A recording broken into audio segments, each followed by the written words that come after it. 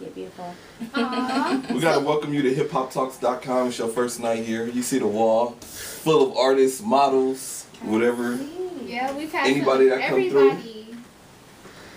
I'm looking for my corner over here. I'm trying to see where I'm gonna sign. Trying to see where you're gonna sign. Yeah, I think I might catch right here in the lower left corner. It hasn't been touched yet. All right. So, with you saying that you were on your workout, how important is it for you as a model and for like a public figure to be on your workout to keep it all like right and tight? I feel like it's not a matter of size, just more of a matter of staying toned and making sure that you match your appearance. So if you want to be taken seriously, you need to look like you care for your body and you care for your appearance. And so it's one of the reasons why I'm doing it. I don't feel like I'm big. I don't feel like I'm a big person. Yeah, I don't you're feel beautiful. like... Thank you. So I really just want to get myself into shape so that I can keep up, and honestly, just knowing that you look good, like knowing when you work out, when you're sweating and you're sore, you know that you look good on the outside. So that's why I like doing it. How'd you get started in the modeling business? To be honest, guys, I am a total amateur. So, oh, okay. For the longest, I never really thought I was, you know, and once my hair got really long, a lot of people, I don't know, I just seemed to, as I got older, I seemed to really grow into my features. And I heard a lot of people, my mom always told me, Britney, you're beautiful, you should model, but you know, it's my mom. No one listens to their mom. Yeah. So it wasn't until like I finally just decided to take that step forward and stop being scared, and I was like, let me just see if I can do it and if I'll actually be successful in it. So far so good. I'm having like my own low-key photo shoot in a couple of weeks. Oh, okay. It's not with anyone big or anything. It's just someone that I know with the camera, and I know a makeup artist. So we're gonna try and put something together. One of my looks I'm going for is like a burlesque theme. So are we looking out for you in pasties and all that stuff? It's gonna be a really pretty corset. Oh, okay. And this happens next weekend? We'll see how my training goes. I'm trying to lose like 5 pounds, guys. So what are some of the things you're enjoying about being a model? I really enjoy the opportunity to network and getting to meet different people. Like, this is my first talk radio show that I've been on and actually even been invited to. So I'm already excited. This Saturday I've got a lot going on, especially with the album release party going on. Which album release party? His name's DJ Everready, am I correct? Everready. Okay, yes, DJ Everready, his album release party, and it's supposed to be Yo Gotti and Jim Jones and a couple of other big names there. It's going to be in Beverly Hills, and it's going to be with the wonderful models of Crazy Beautiful Management. So I'm excited to be with them. And that's this weekend? That's this Saturday. Well, that's a pretty big job right there. So with that happening, might pop. What are you looking forward to happening at this event specifically? I'm hoping, one, that I can actually finally put as far as me, put a face to the name. You know, my name's been there. We've done like Instagram posts and stuff like that, but now I can finally go out there and say, hey, this is me, this is what I look like, this is what I do. And then I'm also hoping that maybe I can meet some people, maybe possible networks, since I do PR as well. So I'm hoping that I can kind of link that in with the PR that I do. So I'm going to be moving up with that. So I'm hoping with the connections that I gain here, we'll be able to kind of move forward with that. So. Well, I think she'll definitely meet some people. It's going to be everybody and their mama out there. I know, especially BET weekend. Like, it's major. So you ready? You ready for the people you going to meet? I don't know. I'm not going to let them know. I'm not going to let them know. So of everyone who's coming out on Saturday, is there anyone in specific you'd like to work with as a model? No, I don't have any preference. Okay. I really have no preference. Like I said, I'm an amateur at this, so I honestly don't even know who I'm going to see. I'm just excited the fact that I've been blessed with the opportunity to do this. So I'm going to take advantage as much as I can and hope I'll leave with something good, something productive. Okay, I know you said you're new at this and you explained the things you like about it. So what are some of the things that you have to get used to, basically? Some of the things you wasn't used to and you didn't like, but you know you got to get used to it.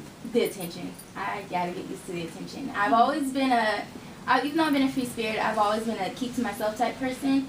I've always been oblivious to people around me sometimes. So that's something I'm going to have to work on. And when a lot of people, especially men, when they come strong, you know, I'm kind of like, back up. Give me a little bit of space. Yeah. So I think that's just something that I'm going to have to that's the main thing I'm gonna have to take in stride. So, but other than that, I feel like I can conquer anything. I mean, publicity is not a problem. I don't have a problem talking in front of people. I love meeting new people. I love doing new things. So that's probably going to be the biggest thing. Well, that and making sure I stay fit because I love to eat. Oh, I hear you there. What's your favorite meal though? You don't ask that girl that. We love so many. My kryptonite is probably pastries though. I love sweets. Okay. See, I'm a pasta person, so I definitely hear you. You look like a pasta person. I am a pasta person. I can't help There's it. nothing wrong with a good pasta, some shrimp linguine. Man, I can't stand some pasta. Alfredo. Exactly, chicken Alfredo, Olive Garden. I make bomb yes. chicken Alfredo, guys. Yikes. I'm telling everybody that. All right, so we're gonna have a girls' dinner night. Okay, You bring the wine. I got it. So besides the modeling thing, what else do you have going on? Well, I recently graduated from Cal State San Bernardino last year with my BA in Communications with a concentration in Public Relations. So with that, I'm currently doing Public Relations for a clothing line coming up. Well, that just started back in February. It's called Poetically Adorned. The CEO is Brandon Allen. He's a local spoken word artist.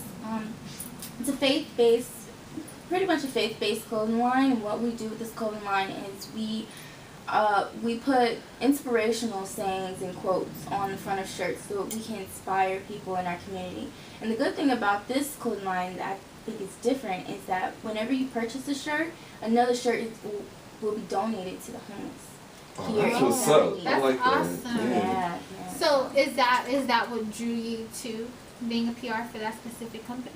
No, I like to do PR because not only do I like planning events, I also like being the person that fixes problems. So as a publicist, whenever your person is having a problem or they don't know how to speak to their public, I come in and I save the day. I say, no, you don't want to say that. You want to say this. This isn't who you want to talk to. This is who you want to talk to.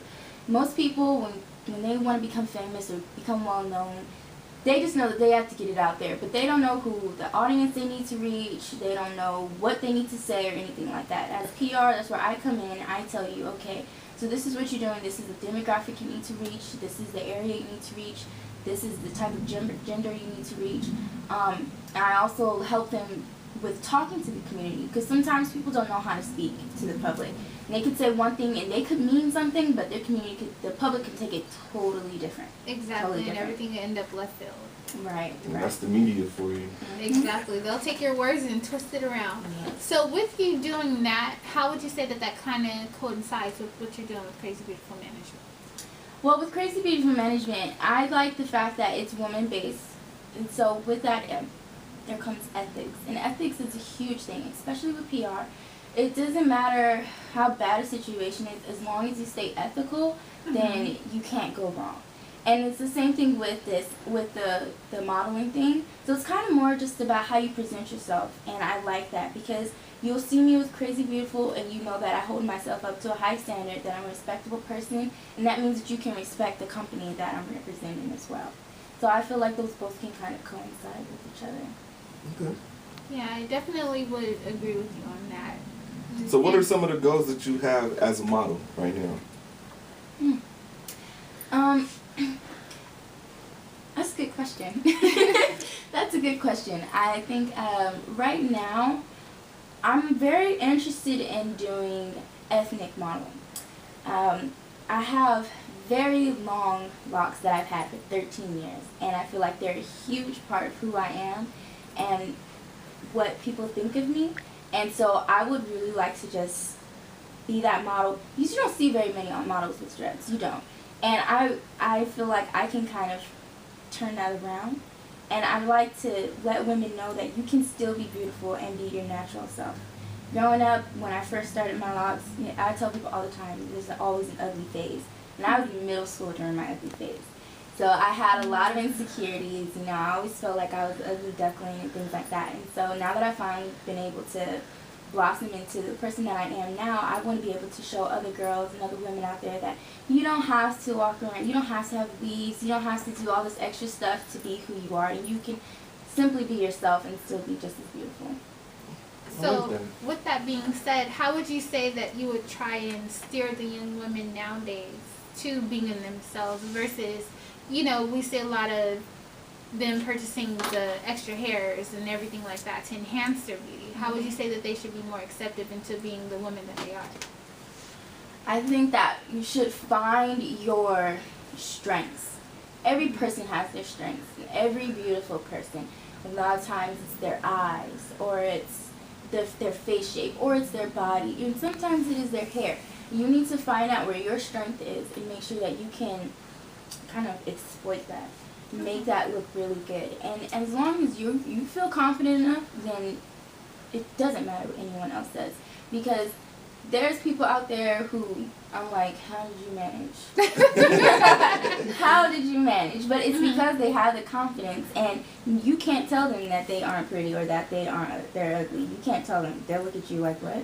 So like, whose mirror are you looking in? Right. As long as you feel that, and like I said, enhance your strengths. And some people, I think they focus on the wrong things, and they're focused on the wrong motives.